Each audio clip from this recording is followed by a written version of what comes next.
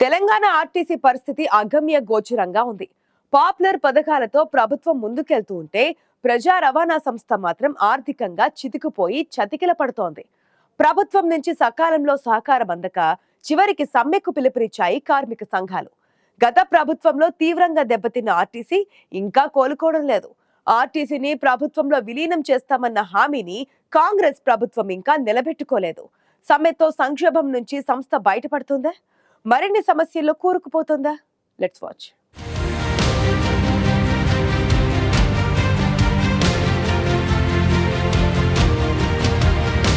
తెలంగాణ ఆర్టీసీలో కార్మిక సంఘాలు సమ్మె నోటీస్ ఇవ్వడంతో మరోసారి ఆర్టీసీ వ్యవహారం తెరపైకి వచ్చింది. తెలంగాణ ఉద్యమానికే వెన్నెముకగా నిలిచిన ఆర్టీసీ ప్రభుత్వం నుంచి సరైన సహకారం లేకపోవడంతో దశాబ్ద కాలంగా ఆర్థికంగా కుంగిపోయింది. కేసీఆర్ హయాంలో సమ్మెకుపోయిన కార్మిక సంఘాలు సర్కారు పెద్దల ఆగ్రహానికి గురయ్యాయి. ఏకంగా ఆర్టీసీలో కార్మిక సంఘాలను నిషేధించారు అప్పటి ముఖ్యమంత్రి. ఆ పరిణామాల తర్వాత తెలంగాణ ఆర్టీసీలో హక్కుల కోసం పోరాడే ట్రేడ్ యూనియన్ నేతలు కొన్నేళ్లు సైలెంట్గా ఉన్నారు. ఆ తర్వాత మారిన పరిస్థితుల్లో ఆర్టీసీ కార్మికులు, ఉద్యోగులు కాంగ్రెస్ పార్టీకి గత ఎన్నికల్లో మద్దతుగా నిలిచారు. ఆర్టీసీలో ట్రేడ్ యూనియన్ల పునరుద్ధరణ, ఆర్థిక సహకారం, ప్రభుత్వంలో ఆర్టీసీ విలీనం లాంటి కీలక హామీలతో వెంట నిలిచారు. ఇప్పుడు అధికారంలోకి వచ్చిన కాంగ్రెస్ పార్టీ ఆ హామీలను అమలు చేయాలని డిమాండ్ చేస్తున్నారు.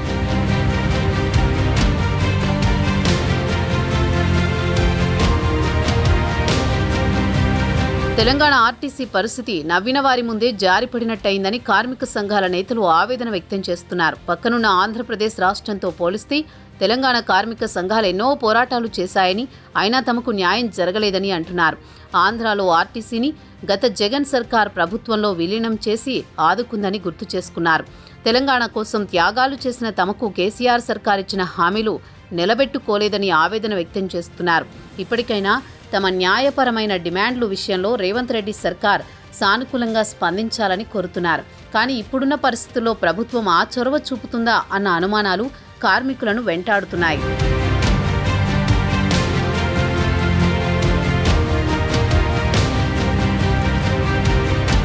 కాంగ్రెస్ పార్టీ కర్ణాటక తరహాలో తెలంగాణలో కూడా మహిళలకు ఆర్టీసీ బస్సులో ఉచిత రవాణా వసతి కల్పించింది. దీంతో ఆర్టీసీలో ఆక్యుపెన్సీ రేషియో బాగా పెరిగింది. మహిళలకు ఉచిత రవాణా కోసం మహాలక్ష్మి పథకంలో భాగంగా ఇస్తున్న ఉచిత ప్రయాణానికి సబ్సిడీ చెల్లించాల్సి ఉంటుంది. ప్రతి నెల మహాలక్ష్మి పథకానికి ప్రభుత్వంపై 350 కోట్ల రూపాయల దాకా ఆర్థిక భారం పడుతుంది.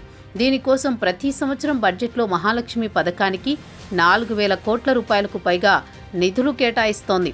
అయితే ఆ నిధులు సకాలంలో పూర్తిస్థాయిలో విడుదల కాక ఆర్టీసీ ఆర్థికంగా కుదేలవుతోంది. గత ఆర్థిక సంవత్సరంలో ఇంకా సంస్థకు 650 కోట్ల బకాయిలున్నాయంటున్నారు కార్మిక సంఘాల నాయకులు. రాష్ట్ర రవాణా శాఖ మంత్రి పొన్నం ప్రభాకర్, ఆర్టీసీ ఎండీ సజ్జనార్ సంస్థ ఉన్నతి కోసం ప్రయత్నం చేస్తున్నా గతంలో ఇచ్చిన హామీలు మాత్రం అమలు చేయలేకపోతున్నారు.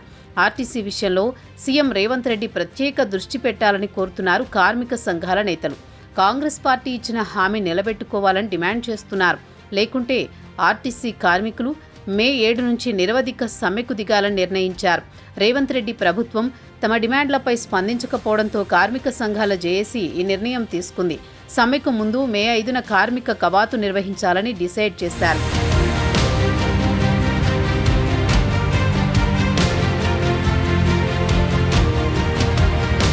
సీఎం రేవంత్ రెడ్డి వెంటనే ఆర్టీసీ విలీనాన్ని చేపట్టాలని జేఏసీ డిమాండ్ చేసింది. ప్రైవేటీకరణ మూలమైన ఎలక్ట్రిక్ బస్సులను ఆర్టీసీ యాజమాన్యమే కొనుగోలు చేసి సంస్థ ఆధ్వర్యంలోనే నడపాలంటున్నారు.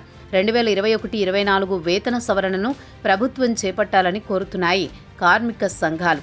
అంతేకాకుండా ప్రభుత్వ ఉద్యోగులతో సమానంగా ఆర్టీసీ కార్మికులు, ఉద్యోగులకు జీతాలు ఇవ్వాలని జేఏసీ నేతలు డిమాండ్ చేస్తున్నారు. ఆర్టీసీలో పదవీ విరమణ చేసిన 16,000 మంది స్థానంలో కొత్త వారిని భర్తీ చేయాలని డిమాండ్ చేస్తున్నారు. ఆర్టీసీలో రిటైర్డ్ అయిన ఉద్యోగులకు సకాలంలో పూర్తిస్థాయి బెనిఫిట్స్ రాక తీవ్ర ఇబ్బందులు పడుతున్నారు. వీటన్నింటి కోసం సమ్మె సైరన్ మోగించారు ఆర్టీసీ కార్మికులు. 19 డిమాండ్లతో ప్రభుత్వానికి డెడ్లైన్ ప్రకటించాయి ఆర్టీసీ ట్రేడ్ యూనియన్లు. ఉద్యోగ భద్రత, సిబ్బందిపై అధిక పని భారాలు, ఎంటీడబ్ల్యూ యాక్ట్ అమలు, బ్రీత్ అనలైజర్ టెస్ట్ కారణంగా నిరపరాధులైన డ్రైవర్లను శిక్షించరాదని, మహాలక్ష్మి పథకం అమలులో జరిగే తప్పిదాలకు సిబ్బందిని బలి చేయొద్దని అంటున్నారు. అర్హులైన వారికి ప్రమోషన్లు ఇవ్వాలని డిమాండ్ చేస్తున్నారు. వీటితో పాటుగా కారుణ్య నియామకాలను రెగ్యులర్ ప్రాతిపదికన చేపట్టి ప్రస్తుతం కన్సాలిడేట్ పే కింద పనిచేస్తున్న వారందరినీ రెగ్యులర్ చేయాలని ఆర్టీసీ కార్మికులు డిమాండ్ చేస్తున్నారు. అద్దె బస్సులు, ఎలక్ట్రిక్ బస్సుల డ్రైవర్లు, ఇతర సిబ్బందిని ఆర్టీసీలోకి తేవాలని కోరుతున్నారు.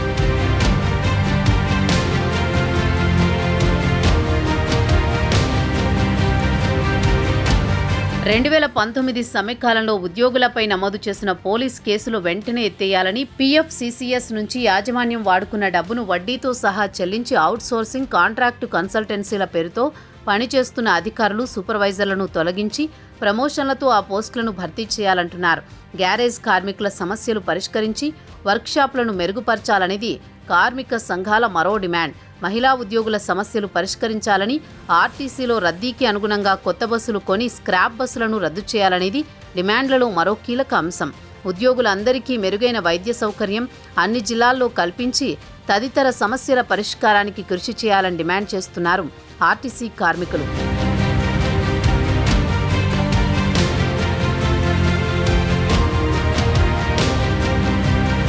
ఆర్టీసీ కార్మిక సంఘాల అల్టిమేటంకి సీఎం రేవంత్ రెడ్డి స్పందించారు. మేడే నాడు రవీంద్ర భారతిలో కార్మికులను ఉద్దేశించి ఆయన మాట్లాడారు. ఆర్టీసీ కార్మికులు సమ్మెబాట పట్టొద్దని విజ్ఞప్తి చేశారు.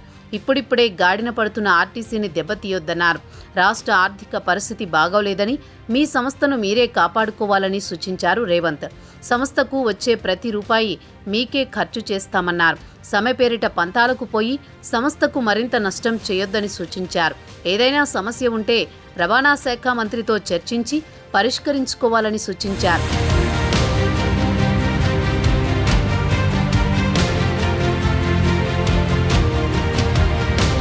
రాష్ట్రంలో ప్రభుత్వానికి వస్తున్న ఆదాయానికి, పథకాలకు అవుతున్న ఖర్చుకు నిధులు సరిపోక ఇబ్బందిగా ఉందన్నారు.